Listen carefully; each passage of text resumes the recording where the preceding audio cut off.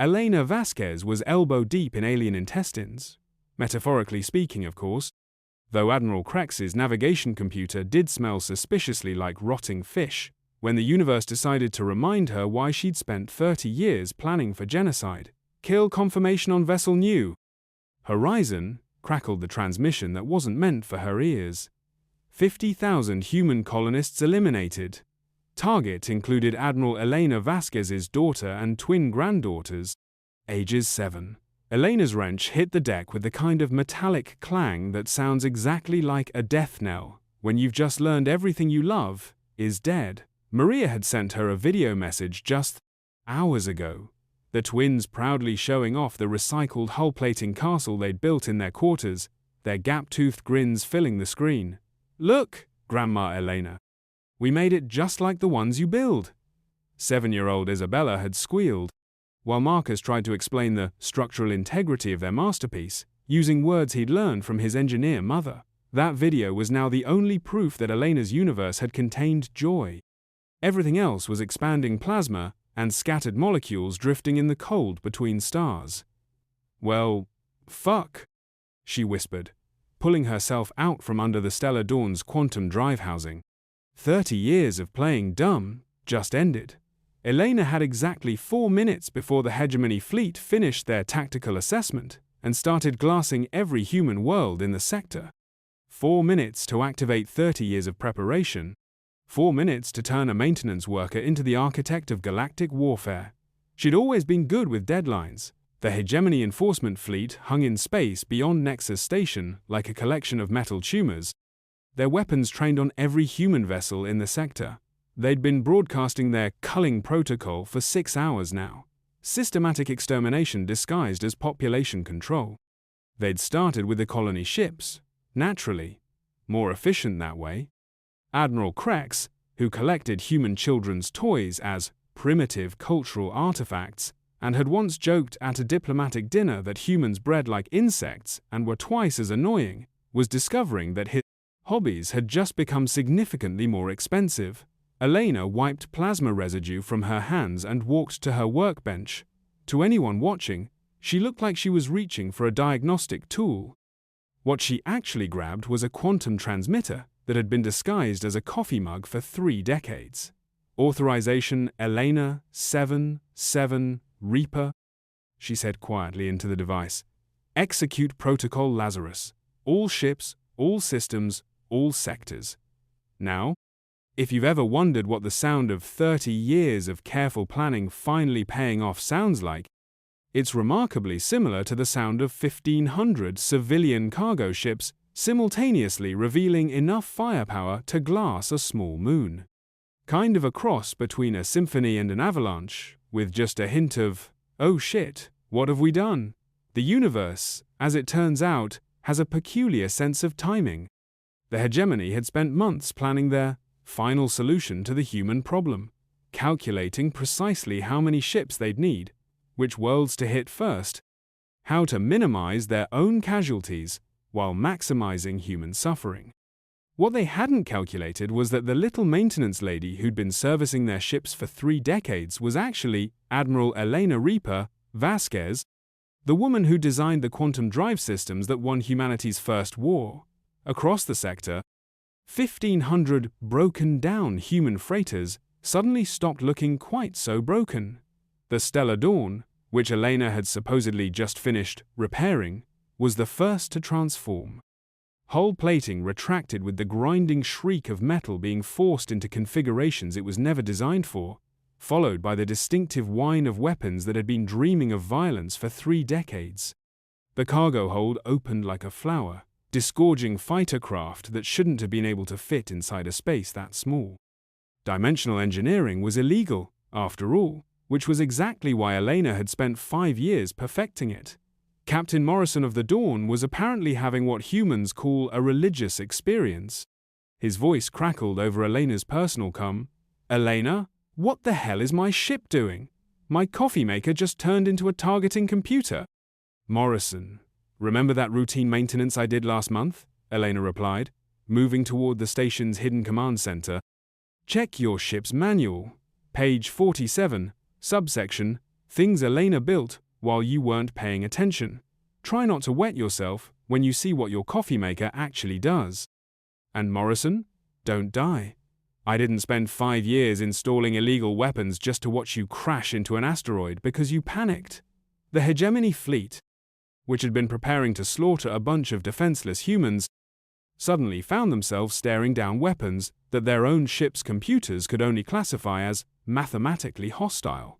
Quantum disruptors that existed in 17 dimensions simultaneously.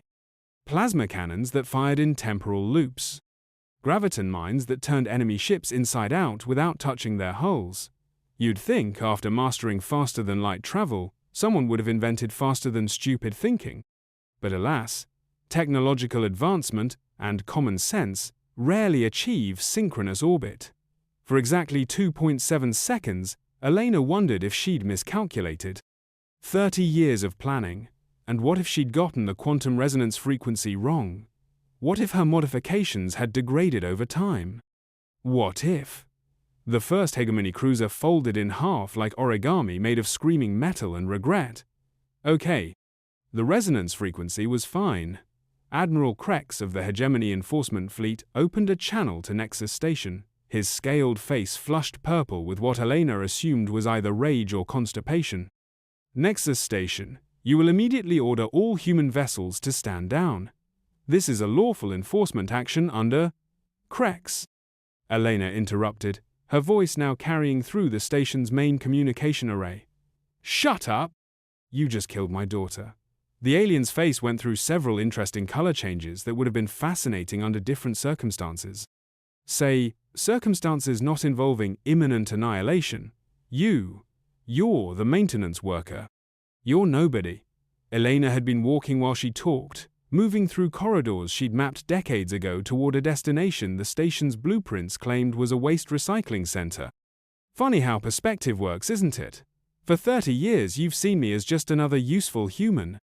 Fixing your ships, upgrading your systems, making sure everything ran smoothly. She pressed her palm against a scanner that definitely wasn't supposed to be in a waste facility. What you didn't know is that every single time I fixed one of your ships, I was actually installing something special. The blast doors opened with a pneumatic hiss that sounded suspiciously like the universe finally exhaling, revealing what Nexus Station actually was.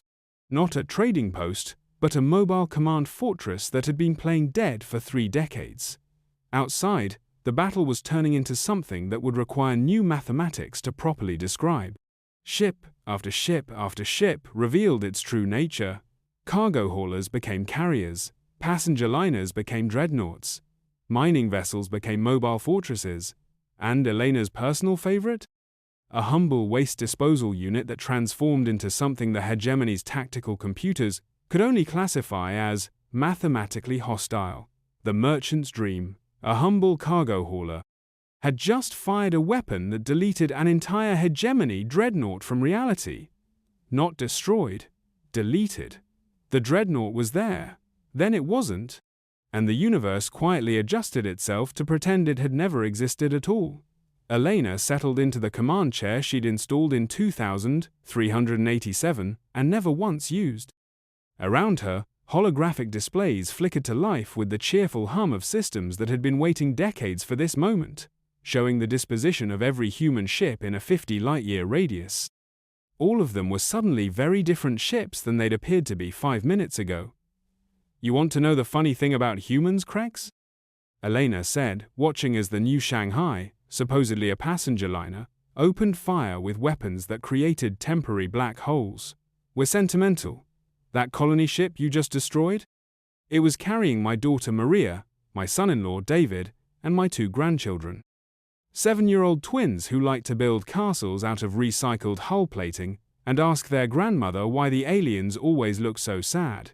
A Hegemony cruiser tried to ram the Shanghai and simply passed through it like a ghost. The ship had become temporarily intangible, another modification Elena had been particularly proud of. This isn't possible, Krex sputtered, his voice cracking like adolescent hope. Our intelligence networks, our surveillance, were compromised from day one, Elena finished. her tone carrying the kind of casual satisfaction usually reserved for completing crossword puzzles or watching your enemies discover their life's work, was built on lies. Every report about human military capabilities, every assessment of our technological development, every evaluation of our peaceful intentions, I wrote most of them, through shell companies, proxy agents, and bureaucrats who never knew they were working for me.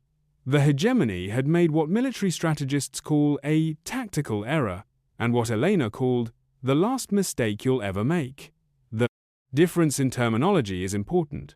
One suggests incompetence that can be corrected through training, while the other suggests incompetence that gets corrected through obituaries. The Hegemony fleet was now discovering that running away wasn't really an option. The human ships could apparently move in ways that physics hadn't previously allowed. The Elena's Revenge, Morrison had renamed his ship mid-battle, bless him, was currently attacking 3 different Hegemony vessels from 4 different directions simultaneously, which was either a triumph of dimensional engineering or evidence that Elena had been spending too much time reading theoretical physics journals during her lunch breaks.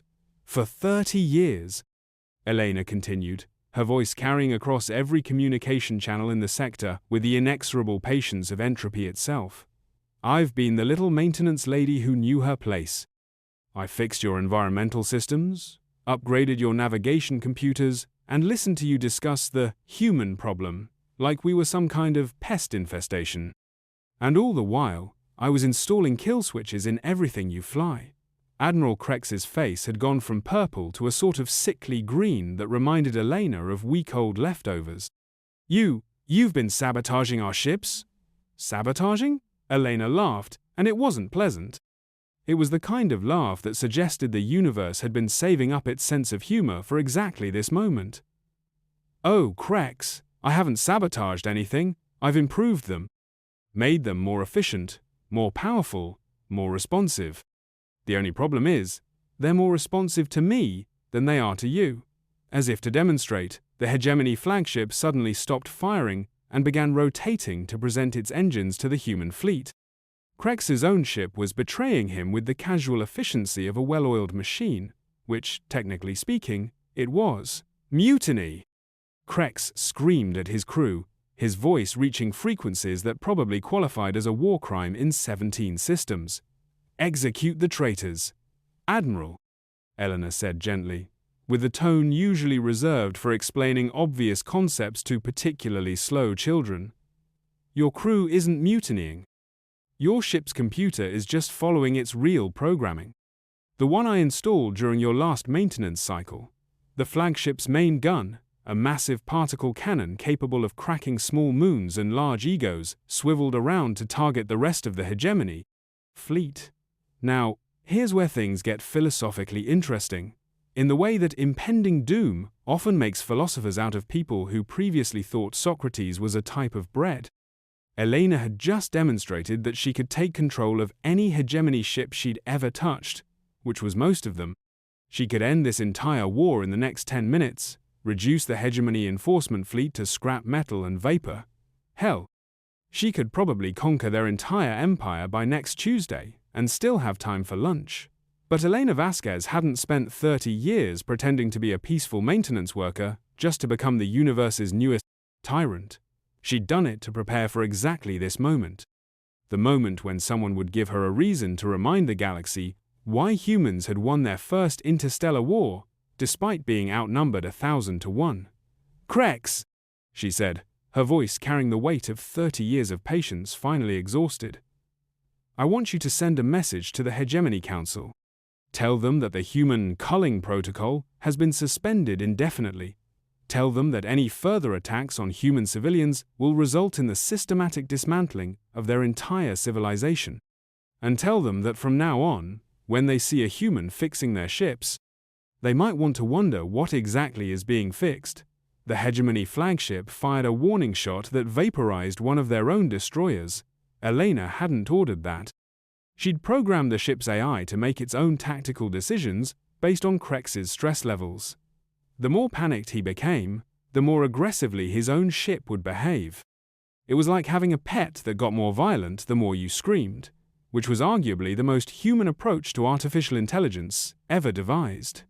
"This is impossible," Krex whispered, his voice carrying the hollow quality of someone watching their worldview collapse in real time. "How could one human—" "Oh, I'm not just one human," Elena interrupted, smiling the kind of smile that probably violated several interstellar treaties regarding psychological warfare. "There are 17 of us scattered across the galaxy. Former military engineers, all of us. We've been playing janitor, mechanic, technician, and repairman for 30 years, and we've touched every major ship in your fleet. Did you think we were the only species capable of long-term planning?" That wasn't entirely true, of course. Elena was the only surviving member of the original team, and she'd been working alone for 2 decades. But Krex didn't need to know that. Let him spend the rest of his considerably shortened life wondering which maintenance worker might be planning his doom. Paranoia was such a useful tool when properly applied. The battle, if you could call a systematic demonstration of technological superiority a battle, was winding down with the kind of inexorable efficiency that Elena had always found deeply satisfying. The Hegemony enforcement fleet was either dead, captured, or trying to jump to hyperspace with engines that were politely declining to function, and occasionally playing what sounded suspiciously like human children's lullabies. Elena leaned back in her command chair and allowed herself to feel the weight of what she'd just done. Maria was still dead. David was still dead. The twins, God, the twins with their gap-toothed grins and their impossible dreams of becoming engineers like Grandma Elena, were still dead. All the preparation, all the planning, all the 30 years of patient, careful work. It didn't bring them back, but it did ensure that no other human parent would have to watch their children die, while alien bureaucrats discussed the most efficient way to commit genocide. And sometimes, that's the only kind of victory the universe allows. "Krex?" Elena said, her voice tired in the way that comes after adrenaline fades and you realize you've just reshaped galactic history before lunch. "You still there?"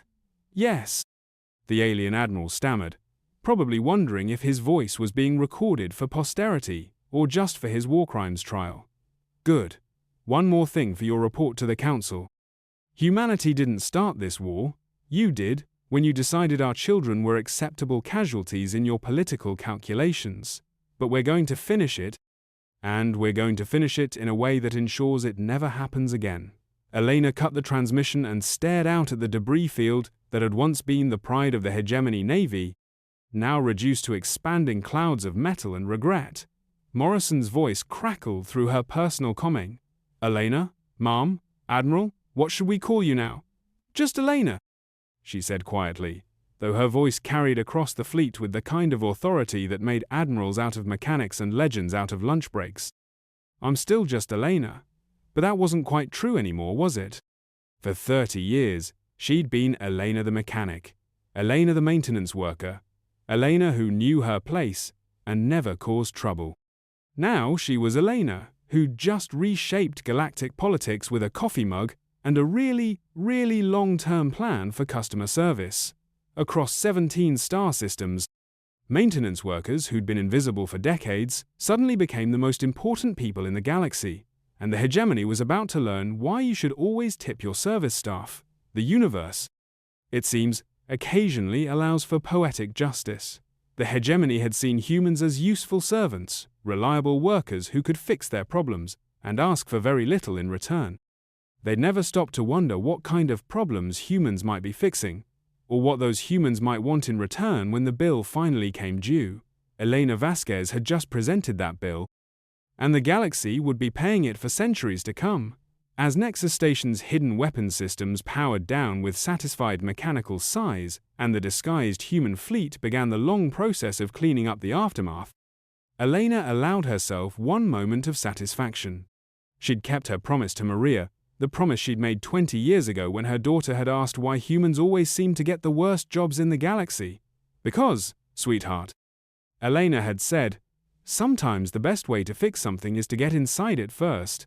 She'd gotten inside the Hegemony's military infrastructure, spent 3 decades learning how to break it, and then waited patiently for them to give her a reason to do exactly that.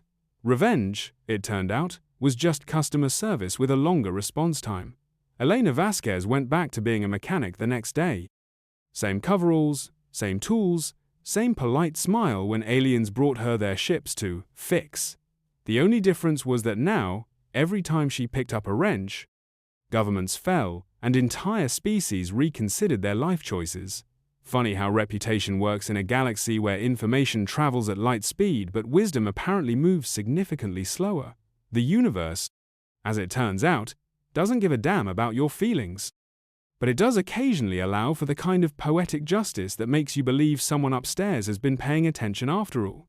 Elena had always been good at fixing things. She just expanded her definition of what needed fixing, and sometimes that's enough. Sometimes that's everything.